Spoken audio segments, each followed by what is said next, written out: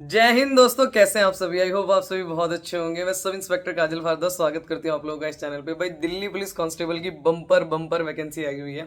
Delhi police में आपको काम करने का मौका मिलेगा, दिल्ली में काम करने का मौका मिलेगा।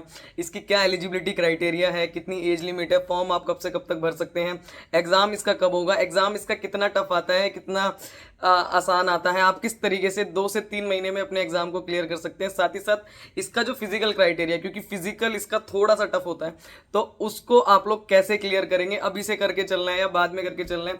देखिए, मैं थोड़ा सा अपने बारे में बता दूं। मेरा नाम सब इंस्पेक्टर काजल भारद्वाज है। अभी मैं वर्किंग हूँ यूपीएसआई में, पर इससे पहले मैंने दिल्ली पुलिस कांस्टेबल निकाला हुआ है, 2 बार निकाला हुआ है। तो आप लोगों को इस चैनल पे बहुत बढ़िया गाइडेंस मिलेगी और अच्छी अच्छी चीज़ें आप लोगों को बताई जाएंगी। तो आप लोग चैनल को सब्सक्राइब जरूर कर लेना।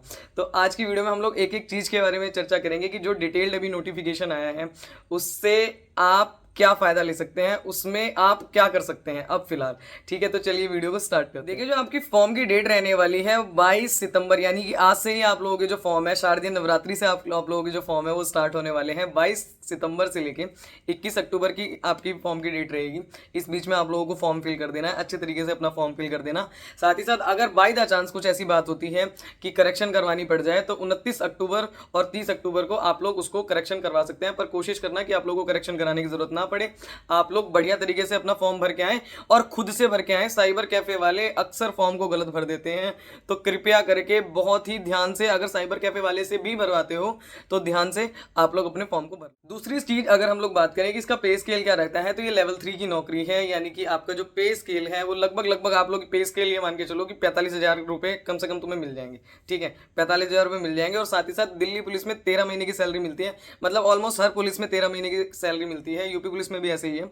तो आप लोग अपनी सैलरी को ऑलमोस्ट मान के चलो कि 48 से 49,000 के बीच में तुम्हारा एवरेज बैठेगा। तो ये बहुत हैंडसम सैलरी है, बहुत बढ़िया सैलरी है। और दिल्ली में आप लोगों को हर तरह की सुविधा भी मिल जाती है, क्योंकि आप लोगों को मेट्रो से आना जाना भी मिल जाता है। तो सारी चीजें आप लोगों की मैनेज हो जाएंगी, कोई दिक्कत नहीं है। ये एक नंबर कंचा नौकरी है बिल्कुल। तीसरी चीज अगर हम लोग बात करें कि मेल की जो वैकेंसी है वो कितनी है और फीमेल की वैकेंसी है वो कितनी है, तो मेल की जो वैकेंसी है वो है 4408 और जो फीमेल की वैकेंसी है वो है 2496। टोटल मिला के आप लोगों की लगभग 7565 वैकेंसी है। बाकी एक्स सर्विस मैन के लिए वो आप लोगों के किसी काम की नहीं है।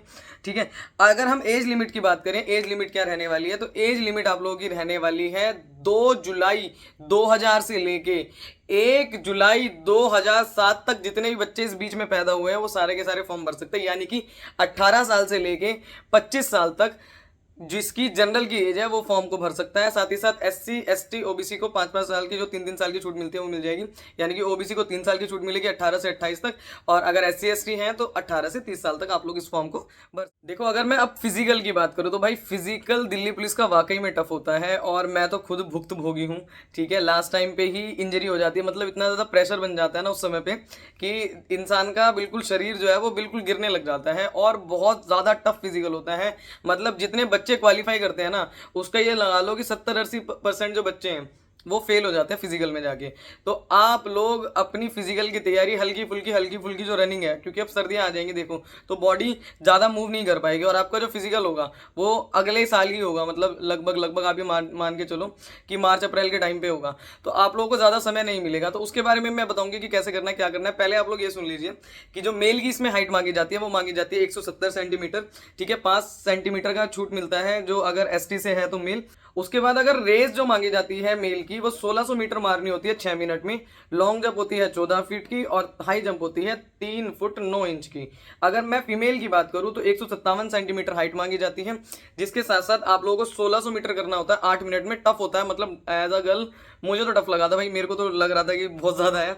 और जो लॉन्ग जंप है वो 10 फीट होती है, और साथ ही साथ जो आपकी हाई जंप है वो 3 फीट होती है। हाई जंप फिर भी हो जाती है, पर लॉन्ग जंप में सबसे ज़्यादा बच्चे थोड़ा सा मिस्टेक कर जाते हैं। हाथ अगर पीछे रख दिया, अगर आपका जो पीछे वाला हिस्सा है वो एकदम से गिर गया है, जो आपके बम वगैरह है वो गिर गए, तो उससे आपको वहीं से उसकी जो काउंटिंग होती है। तो इसलिए सिखाया जाता है जब लॉन्ग जंप मारे तो आगे की तरफ मारे।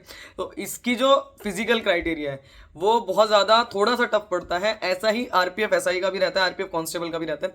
तो इसलिए आप लोगों को हल्का फुल्का मेरा सजेशन ये रहेगा कि जब आप लोग फॉर्म भरेंगे अब इसका, तो हल्का फुल्का सुबह सुबह, बस ज्यादा नहीं तो एटलीस्ट वॉक करना ही स्टार्ट कर दे, ताकि आपके पैरों को इतनी आदत हो कि हाँ भाई 1600 मीटर 2800 मीटर मैं मार सकता हूँ या मार सकती हूँ। ठीक है, तो ये तो होगी भाई आपकी पूरी की पूरी नोटिफिकेशन। इस नोटिफिकेशन में इतना ही है, इससे ज्यादा कुछ नहीं है। आप 1 घंटे की वीडियो देखोगे उसमें भी उन लोगों ने यही बताया होगा, और 10 घंटे की वीडियो देखोगे उसमें भी उन लोगों ने ये बताया होगा। लास्ट में बता देंगे कि ये वाला बैच है, हमारे ये वाला बैच ले लेना, उससे आपका हो जाएगा। तो मैं आप लोगों को बैच भी बताऊंगी, मैं आप लोगों को फ्री अगर YouTube सोर्सेज आपको कहां से पढ़ सकते हो मैं वो भी बताऊंगी। साथ ही साथ आप लोग बुक लिस्ट कौन कौन सी यूज करो जिससे आपका फाइनल सिलेक्शन हो जाए। हमें बैच नहीं खेलना, हमें फाइनल सिलेक्शन लेना है। चाहे हमें पैसे देके मिले, मतलब कोई बैच लेके मिले, चाहे हमें वैसे मिले, पर हमें पढ़ना पड़ेगा। वो पढ़ना कैसे, देखो मैंने खुद ने बहुत अच्छे मार्क्स आए थे उस टाइम पे, 48 कट ऑफ गई थी, मेरे 62 मार्क्स थे। ठीक है, तो 62 मार्क्स बहुत हैंडसम मार्क्स होते हैं। हाँ, एक चीज और रहेगी, एनसीसी की अगर किसी बच्चे ने एनसीसी कर रखी है तो एनसीसी का सी सर्टिफिकेट जो है वो आपको 5 नंबर दिलवाएगा। बी सर्टिफिकेट अगर कोई है किसी के पास है तो उससे आपको 3 नंबर मिलेंगे, और किसी के पास ए सर्टिफिकेट है तो उससे आपको 2 नंबर का मार्जिन मिलेगा। और ये 3 नंबर 2 नंबर ऐसे मत समझना, 5 नंबर में तो दुनिया इधर से उधर हो जाती है। 5 नंबर में तो ये समझ लो आप हजारों बच्चों को पीछे छोड़ गए।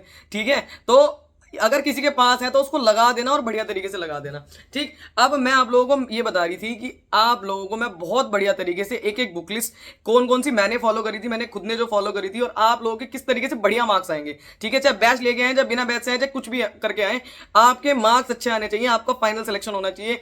कितने मॉक टेस्ट देने हैं, कब कब देने हैं, क्या क्या करना है, फ्रेशर बच्चा क्या करे, रिपीटर बच्चे को क्या करना चाहिए, इन सारी चीजों को लेके डिटेल में वीडियो आएगी। आप लोग चैनल को सब्सक्राइब जरूर से कर लेना, ये चैनल तुम्हारे बहुत काम आएगा, और बाद में वीडियो देखोगे तो फिर पछताओगे। तो इसलिए कह रही हूँ चैनल को सब्सक्राइब जरूर कर लेना, बेल आइकन दबा लेना, और अच्छे तरीके से अब अपनी तैयारी में जुड़ जाना। आज से नवरात्र हैं, आज एक बहुत ही पॉजिटिव दिन था। देखो बहुत अच्छा लग रहा था आज सुबह सुबह जब हम बाहर गए गश्त वगैरह करने, तो हमने देखा कि हाँ बहुत पॉजिटिव सा था। तो आज से ही आप अपना प्रण लेना कि कम से कम मैं 12 से 14 घंटे जरूर पढ़ूंगा, बहुत अच्छे से मेहनत करूंगा, बहुत अच्छे से मेहनत करूंगा, और एक वैकेंसी इस साल में तो ले लूंगा। अगर दिसंबर के लास्ट तक एग्जाम होता है तो तुम्हारा सिलेक्शन हो जाना चाहिए, इतना बस सोच के चलना। जय हिंद।